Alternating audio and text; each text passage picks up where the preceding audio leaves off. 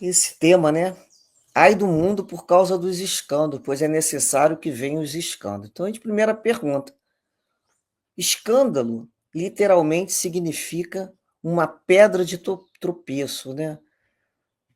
No sentido vulgar, a gente fala aquela ação que escandaliza, que choca, de uma maneira ostensiva. Quando a gente fala assim, nossa, que tumulto, né? Ali foi um escândalo que aconteceu. Principalmente nesse sentido mais moderno, representa sempre, né, a exposição pública de um ato que alguém cometeu, fazendo com a imagem daquela pessoa, se a gente fala que ficou manchada diante da sociedade, a sua reputação. Nossa, que escândalo foi aquilo, a pessoa caiu em declínio, né? Aí a gente comenta, soube do escândalo que aconteceu lá na casa de fulano?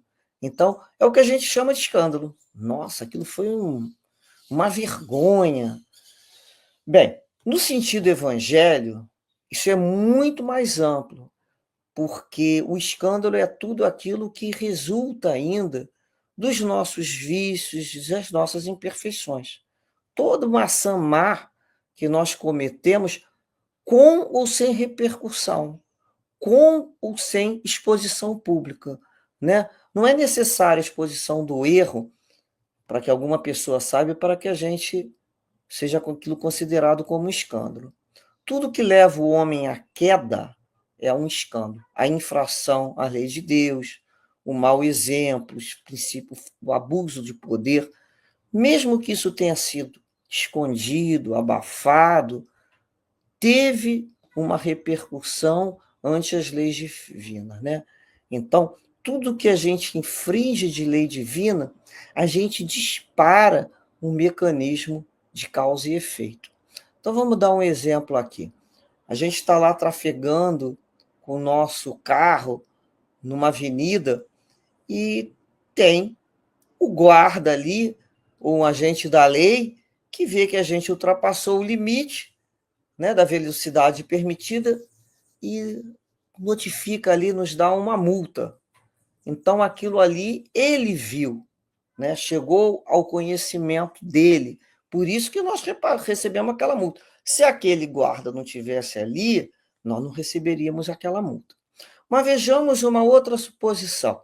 De vez de ter o guarda ali, o agente da lei, tivéssemos ali o que aqui no Brasil nós chamamos de pardal, né? Aquela maquininha que fica ao longo das vias e toda vez que você ultrapassa aquela velocidade, aquilo dispara.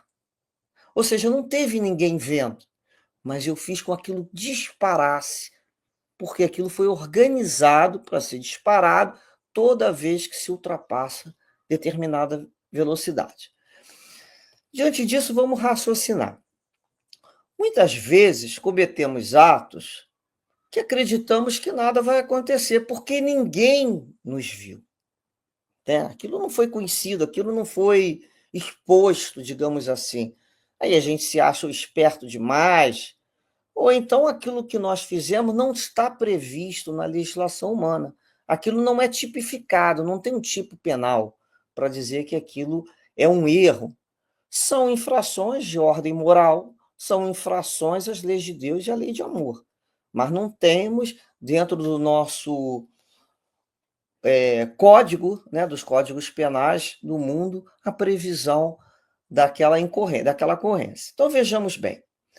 Nós, se estudarmos lá no capítulo 5 do Evangelho, item 20, nos fala assim: que a verdadeira desgraça está nas consequências de um fato mais do que no próprio fato.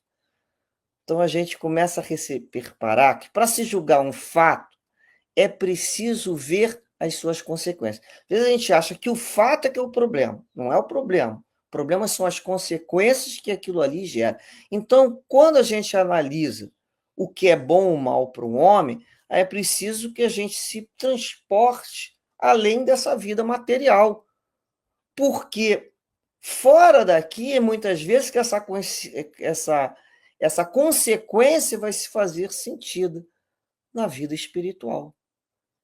Então, às vezes, a gente sabe que uma situação que resultou num sofrimento alheio, mas que aquilo não foi, ninguém fez um movimento nessa vida de falar: "Mas não houve problema nenhum, houve um desvio de verba, houve ali uma alteração na contabilidade", mas nós não temos noção da consequência daquele ato para quantas pessoas nas suas vidas. Então, a gente comete um ato que repercute na vida de quantas pessoas. Olha a quantidade de consequência ali que nós geramos por um ato, e que muitas vezes não teve a nossa assinatura, mas nós cometemos. Nós sabemos que não há uma só falta, por mais leve que seja, nenhuma infração à sua lei, que é a lei de Deus, que não tenha forçosas e inevitáveis consequências. Está lá no Evangelho, né, no capítulo 5, no item 4. Ou seja, não há uma só falta. Quer dizer, mas isso aqui é uma bobagem. Vamos, né, aqui a gente falaria, vamos dar um jeitinho nisso. Não tem um jeitinho. Nós disparamos em relação à lei. Nós temos uma lei de causa e efeito, que é uma lei segundo a qual todas as ações humanas provocam um efeito correspondente. Se é uma ação boa, o resultado vai ser favorável ao autor. Se é má, o autor vai colher aquilo ali, nessa vida ou em vidas futuras. A gente tem que lembrar da reencarnação. Ou nessa vida, a gente colhe os efeitos, ou numa ação futura. Então, houve um escândalo, né? Houve uma pedra de tropeço. Eu cometi um ato previsto pela legislação humana ou não, mas é previsto na legislação divina. Eu infringi a lei de Deus, eu aciono imediatamente o mecanismo da lei de ação e reação. E isso vai me gerar uma consequência. Que consequência vai ser essa? Se foi um escândalo, que foi um ato ruim, vai ter um sofrimento ou uma dor. Então a gente começa a compreender, né, que está muito maior do que aquilo que foi dado, como a gente hoje entende o escândalo, que é aquilo que se ficou sabendo. E o objetivo que a gente está sempre, né, compreendendo e utilizando as situações para o nosso crescimento, qual é o objetivo de acontecer esses escândalos, né? Por que que Deus, então, né, como o companheiro acabou de ler ali o tema anterior, não não retira os escândalos do mundo, né? A gente não cometeria nenhum escândalo. Mas qual o objetivo disso? O objetivo do escândalo é como qualquer sofrimento que tem como objetivo educar o espírito. O escândalo não é um erro, uma ação má ainda, então nós vamos aprender. Não é só cometer aquela ação. O que que eu aprendo com isso? A gente lembra aqui que Deus não é um pai punitivo. Deus é um pai educativo, né? Ele não nos conduz para sofrimento. Ele quer que a gente cresça em amor e sabedoria. Então, a misericórdia divina nos permite aprender e progredir. E como é que acontece esse aprendizado, né? Esse aprendizado é um progresso que ocorre quando a gente reconhece a nossa necessidade de mudar. Então a gente chega à conclusão que precisa mudar e nos ajustarmos à lei de Deus, porque nós somos almas cansadas de sofrer. Por que a gente está cansado de sofrer? Porque a gente está aprendendo sempre pela dor. A dor é uma mestra, mas existem outras oportunidades de aprendizado, que é quando a gente estuda, né? E quando a gente estuda e aplica esse conhecimento dentro de nós mesmos. É como se a gente passasse aquele conhecimento, a gente vai meditando, a gente vai pensando e aquilo vai internalizando. Olha aí o autoconhecimento. Isso é o autoconhecimento. Então a gente estuda e aplica esse conhecimento dentro de nós. E aí, quando a gente fala em autoconhecimento, né, quando a gente reconhece a necessidade de desenvolver comportamentos diferentes. Por que que a gente sofre? Por que que a gente ainda causa escândalo? Porque nós somos criaturas imperfeitas. Mas não basta apenas se reconhecer como imperfeito. Qual o esforço que eu tenho feito para melhorar? Então, eu paro, me reconheço e falo: olha só Como é que eu dou margem a essas situações de infração? Porque eu tenho determinados vícios dentro de mim. Então, eu começo a me observar. Santo Agostinho nos ensina lá a fazer o autoconhecimento no Livro dos Espíritos, né? Lá na questão 919. E diante dessa possibilidade do autoconhecimento, a gente se pergunta: a gente já consegue se ver sem isenção? Quantas vezes a gente vê o escândalo no outro, não é? O outro comete um ato, lá uma má ação, a gente fala: se fosse comigo eu faria diferente. Mas não ia fazer isso não. Diferente seria o quê? Melhor? Será, realmente? Se eu estivesse no lugar dele, com aquela esposa, com aquele marido, com aquele filho, com aquele emprego, com aquela cadeira no poder, enfim, com aquela prova, eu faria melhor? Realmente a gente se conhece?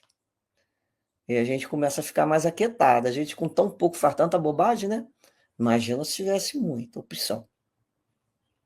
Então a gente começa a se observar. E o que acontece, né, nessa relação? Porque eu começo a me observar e começo a desejar mudar. Então, Kardec nos fala lá que a alma não é pelo fato de desencarnado que ela se transforma. A gente só se transforma, né, não pela morte, a gente se transforma pelo estudo, pela reflexão ou pela dor. A maioria de nós a gente se transforma pela dor. Aquilo vai machucando, machucando, até que a gente para observar aquela dor e trabalhar aquilo ali. Por que a gente sofre? Porque a gente comete a dor no outro. Então a gente começa a observar essa relação com o outro. A gente já não está mais sofrendo por sofrer. A gente está aqui hoje como aquela alma cansada de sofrer, que eu costumo dizer. Nós estamos para aprender. Nós estamos aqui para estudar. Jesus convidou a gente como um pastor para estudar. Quando a gente não acompanha Jesus como pastor, quem que vem no lugar do pastor? Jesus. Vem o cão pastor. O cão pastor é aquela dor, né, que vai correr atrás da gente, a gente vai encontrar um caminho que a gente não vai se permitir mais ficar ali. Então a gente tem a opção de ir com o pastor, de ir pelo estudo, de buscar a lei do amor. E o outro, nesse momento, é o instrumento que a lei utiliza para que eu aprenda. Então o escândalo vai se manifestar. Vamos raciocinar assim. Eu não vejo mal em mim, né? Eu só vejo mal no outro, no companheiro. O outro, como eu estou num planeta de prova e expiação, estamos convivendo com pessoas muito parecidas com a gente, o outro também é alguém como eu, que ele não se vê como defeito, ele só vê o defeito em mim. Ou seja, nós nos projetamos as nossas dificuldades. E o que acontece? Para nós que não queremos ver, né, os nossos erros, é preciso que alguém seja meu instrutor. O que vai acontecer? Eu vou ser instrutor do outro e o outro vai ser o meu instrutor. Isso aí é a vida de relação que nos proporciona, né? O outro vai vir como instrumento da lei, vem para me ensinar.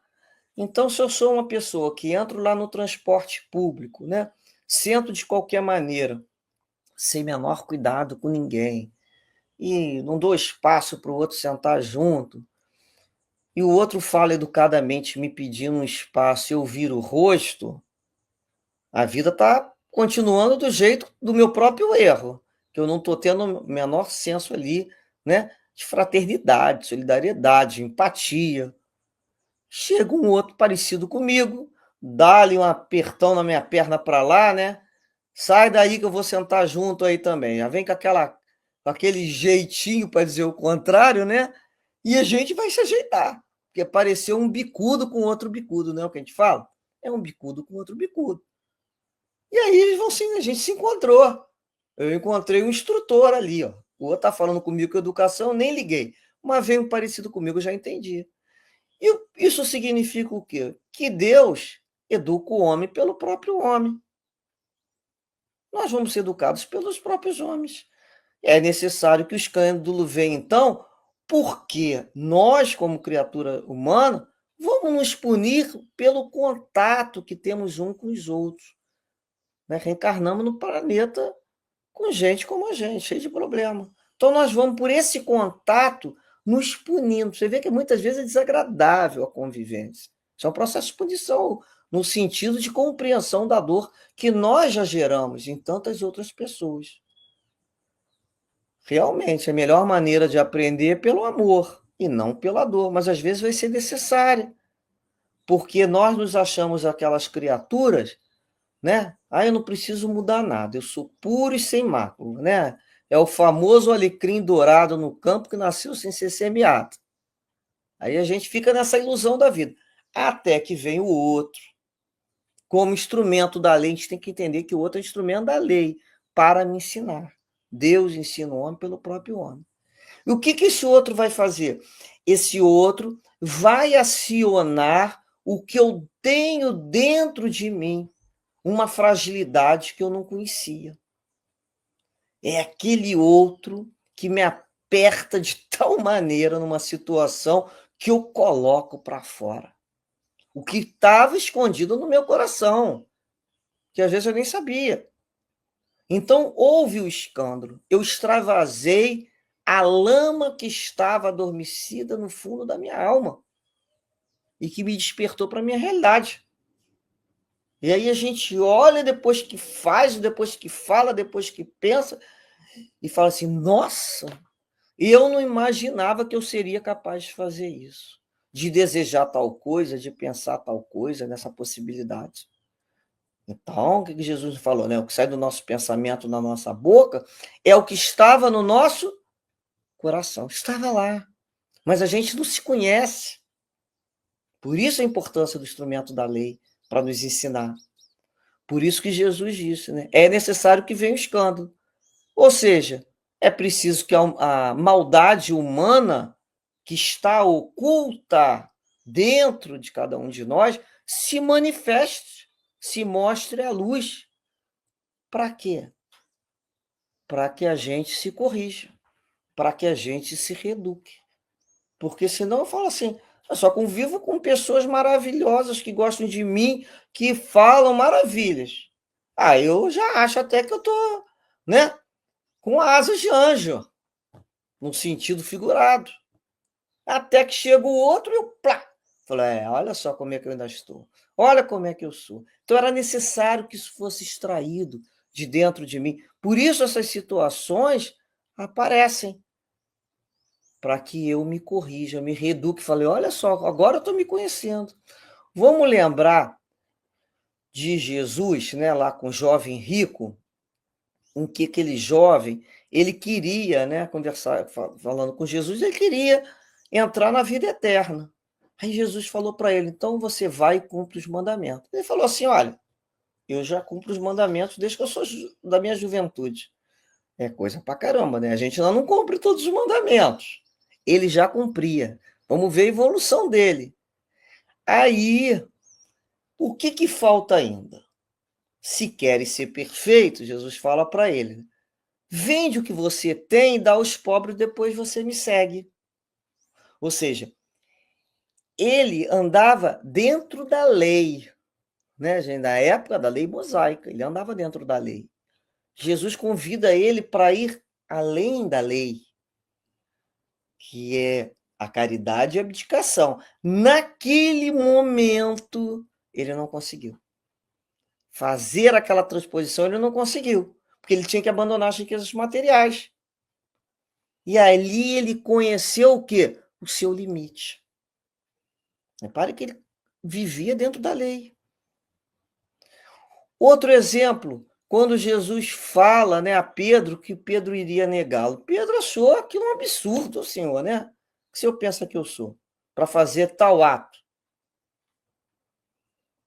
E aí, depois que houve a consumação do ato desajustado de Pedro, né, quando ele nega o mestre 3 vezes, é que ele ficou se conhecendo.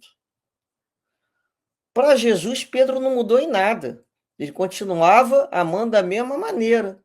Mas quem é que se modificou ali? Foi Pedro. Pedro ali se conheceu. Da mesma forma, Judas. Judas não, né? Não sabia que ele seria capaz, que Jesus seria morto. Não sei, não sabia, não imaginava isso. O objetivo dele era outro.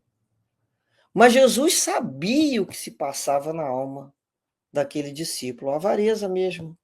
E era necessário que viesse aquele escândalo, foi aproveitado aquilo na missão de Jesus, e Judas, após aquela traição, como espírito, ele inicia a sua redenção, ao tremendo remorso que ele se viu possuído. Foi ali que a sua consciência foi despertada. E tantos outros, como Paulo, né? Tantos outros. Ou seja, Jesus conhece a todos nós muito bem. Jesus conhece as suas ovelhas, não é assim? Pelo nome. Ó, o seu nome ali é avarento, o seu nome ali é egoísta, o seu nome ali é orgulhoso. São os nomes. Jesus nos conhece a todos. Nós é que não nos conhecemos. Então, se às vezes você vê um lago parado, você fala, isso é muito tranquilo. Isso é muito tranquilo se não for movido o fundo disso. Quando você mexe o fundo do lago, vem aquele barro. E se a gente não botar esse material para fora, vai ficar só decantando. Então, isso é necessário que isso seja o quê? Limpo. Que a gente se limpe dessas mazelas que trouxemos ao longo das vidas. E aí a gente, né, vai lembrando, apesar disso tudo, daquele momento, né, em que Jesus fala, né, mas ai daquele porque vem o escândalo. Realmente, esse ai aí, mas ai, esse ai não é aquele que a gente lembra, né, das mães brigando com os filhinhos. Ai, ai, ai. Não é um ai de ameaça, de maneira nenhuma. É um ai de lamento. Ai. É aquele ai do entristecimento por saber, né, que aquele a quem ele ama, né, que somos todos nós, saber que tropeçamos e não entendemos. Ai daquele, porque vem um escândalo, né? Ai daquele que tropeça em sua própria ignorância, a gente podia dizer assim. Porque Jesus sabe da inevitável necessidade que teremos após essa queda, porque é uma pedra de tropeço, a gente vai cair. Depois da queda, o que a gente vai ter que fazer? A gente vai ter que se reerguer. Reerguer, enfrentando as consequências naturais daquela queda. Lembra de Jesus nos dizendo: quem matou a espada, pela espada perecerá. Palavra que a gente podia traduzir assim: a criatura será sempre punida por aquilo que pecou, em que infringiu. É a lei de ação e reação. Então, nós temos aí a dor como esse mecanismo de despertar. Nós sabemos que muitas vezes, né, para compreendermos que aquilo que fizemos ao nosso próximo gera dor e sofrimento, a gente vai precisar vivenciar a essa dor na tentativa de nos fazer acordar. Então, não é porque eu estou sofrendo isso, é para quê? Para que eu acorde e perceba a minha relação com aquela situação ali educativa. Pô, eu tenho que encontrar uma maneira, né, de olhar aquela dor. Na hora que dói em mim, eu começo a falar assim: isso dói mesmo, isso dói. Então a gente começa a aprender que se dói em mim, dói no outro. Aí a gente começa a ficarmos criaturas mais sensíveis, mais solidárias, e falamos assim: nossa, deixa eu ajudar fulano, porque eu sei que essa situação dói muito. Caso contrário, a gente vira aquele casca grossa, né? Ah, eu já passei por isso, sobrevivi. Deixa para lá. Ah, ele que deu o jeito dele. Esse é o egoísta. E o que vai acontecer com esse? Vai precisar sofrer um pouco mais. Ah, não acordou. Vai sofrer um pouco mais. Por isso que às vezes a gente vê a pessoa sofrendo, a gente fala assim: nossa, Mas fulano está sofrendo de novo. A pergunta é, quanto tempo ela vai precisar sofrer para acordar? Porque ela não está sendo acordada pelo amor. E se a dor é esse despertador, né? A dor é um desperta. Ela não está acordando com o despertador, ela vai continuar sofrendo até que ela acorde. Até que ela se olhe e fale assim, mas para quê? Por que meu estômago dói tanto? Dói porque dói? Ou dói porque eu tenho um hábito alimentar que é inconveniente e que está me fazendo mal? Aí eu começo, que no início eu só quero tomar um remédio para me livrar daquela dor. Até que uma hora eu reparo que aquilo está ficando crônico, eu uso a minha inteligência. Eu não quero mais sofrer. Mas peraí, toda vez que eu como tal alimento, acontece tal consequência. Parei de comer, melhorei. Voltei a comer, voltou a piorar. Ah, mas não faz mal, eu adoro comer esse alimento, vou continuar. Continua com a dor. Mas pelo menos entendeu de onde vem. Até a hora que você cansar da dor. Assim somos nós. Então, toda vez que há um escândalo, né, que há uma infração à lei, a gente aciona esse mecanismo da lei de ação e reação. Tenha sido esse escândalo conhecido ou não conhecido. Aciono o mecanismo da lei de ação e reação, que vai ter como consequência um sofrimento, uma dor. Então vamos ver. Aquele que cometeu o escândalo, ele infringiu a lei de Deus, fez alguém sofrer, repare que ele vai, então, entrar no mecanismo de cobrança da lei de ação e reação. Isso é um mecanismo, isso é uma lei. Ele abre uma conta. É como se a gente pegasse assim. Aí eu assino uma carta, uma promissória, uma nota promissória. Eu abri uma conta. É muito importante a gente ter essa visualização, uma metáfora dela para dar um entendimento, né? Então, eu cometi um ato, infringi a lei de Deus, ninguém me viu, mas eu cometi, eu aciono o mecanismo da lei. Então, ali eu abro uma nota promissória. Tá? E aquele que eu fiz sofrer? Aquele que eu fiz sofrer está lá ressarcindo com a lei, fechando a sua conta, fechando o seu ciclo. Olha bem.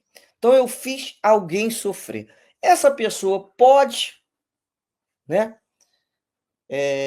querer se vingar.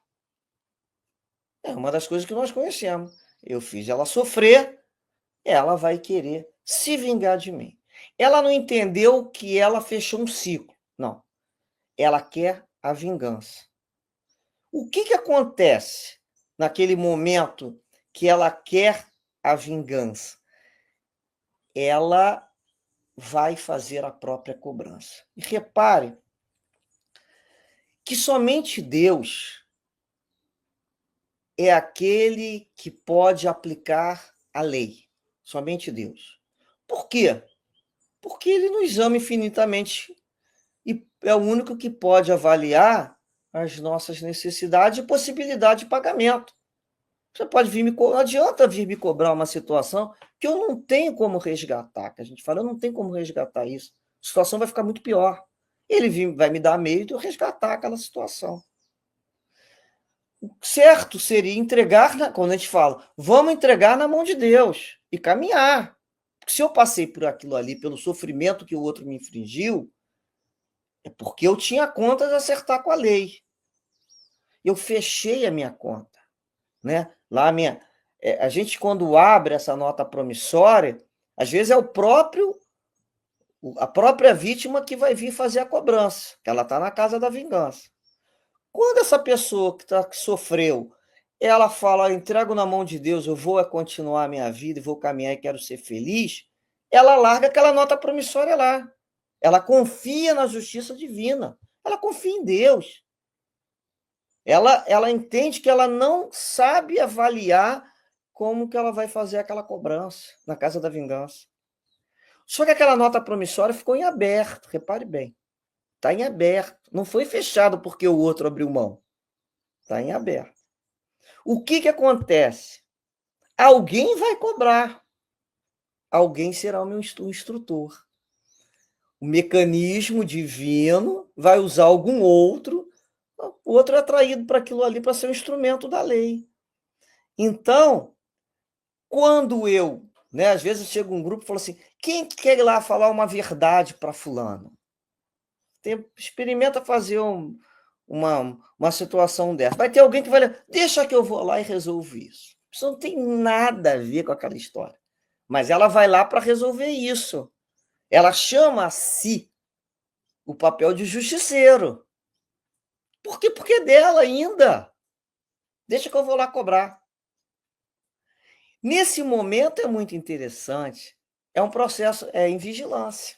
Porque não precisava ninguém cobrar. Deus tem uma maneira própria de fazer com que a criatura encontre formas de ressarcir. Mas a lei está aí.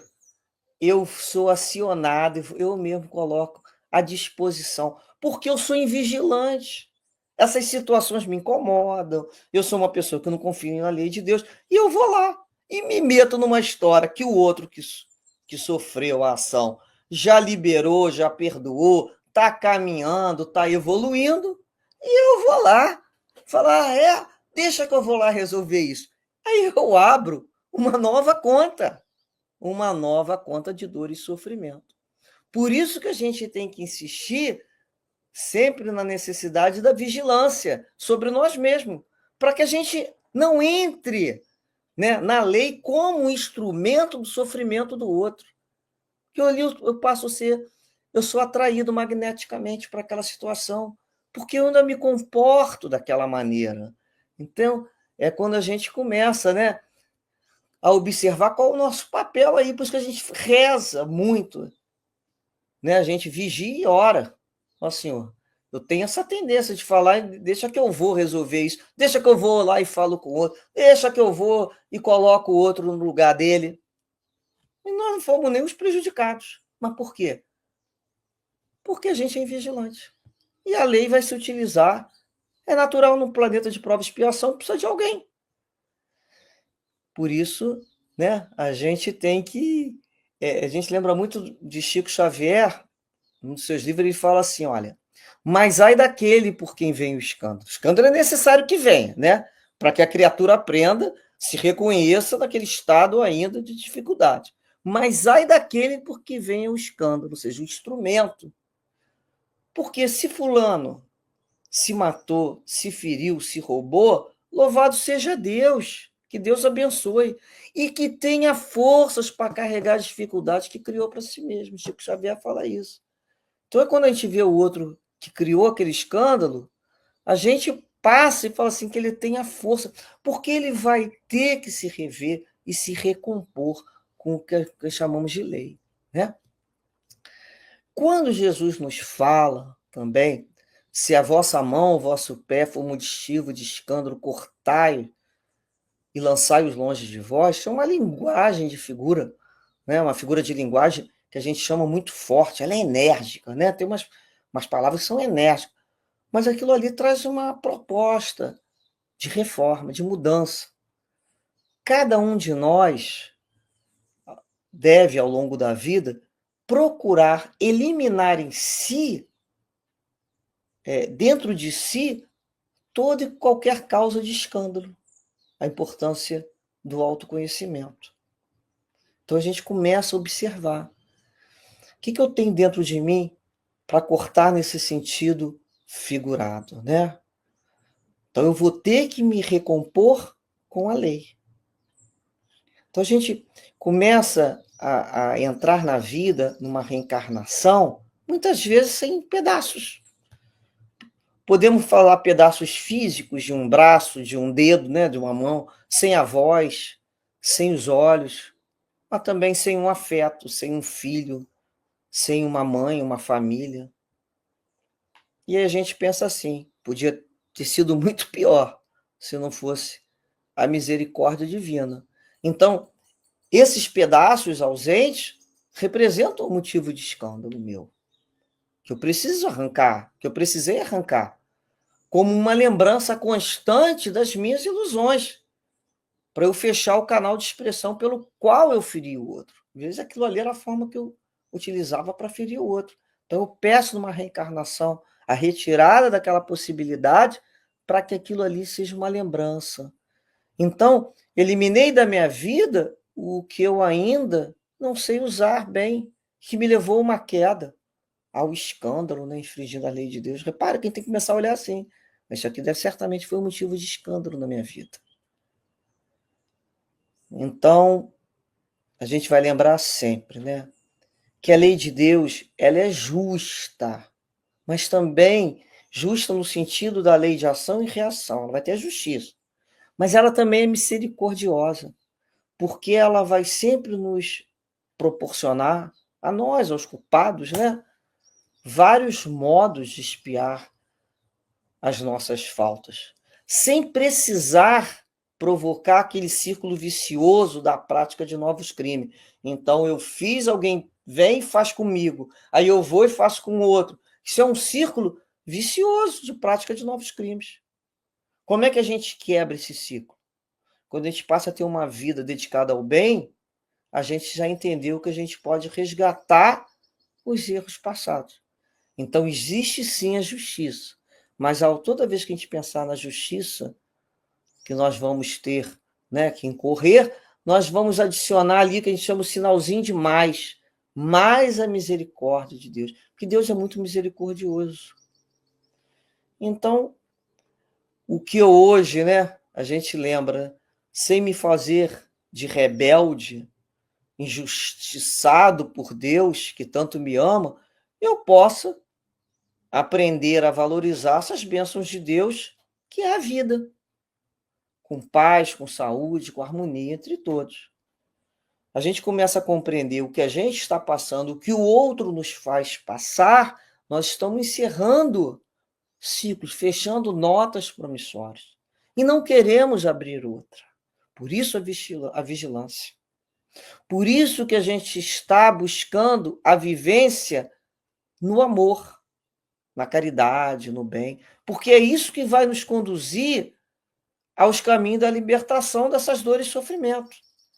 A gente lembra de Jesus conversando com Maria de Magdala, né? O amor cobre a multidão de pecados. Então, nós temos várias formas de nos ressarcir com a lei. A gente não precisa nem se tornar o cobrador do outro e nem achar que vai ser dessa mesma maneira. A gente tem um passado complicado que Deus saberá, né, nos ajudar a organizar para que a gente resgate essas dívidas. E se o outro nos feriu, entreguemos na mão do Pai, porque ele vai ter que se encontrar com a lei de um jeito ou de outro. Ele tem a força para se encontrar com a lei, porque é difícil. Nós já sabemos, não já? Nós que passamos por tantas dificuldades, sabemos quanto os resgates são dolorosos. Resgate de parte física é a mais fácil que tem hoje em dia. O problema são as de ordem moral. Então, nós acreditamos sempre, né, nessa questão de vamos buscar resolver as coisas pela conversa, pelo amor. Se a gente ainda não é bom, né, no sentido de ter já conquistas, mas a gente já é inteligente. A gente já sabe usar a nossa cabeça para raciocinar e nos afastarmos dessa busca incessante pelo sofrimento do outro, que na realidade representa o nosso sofrimento ainda.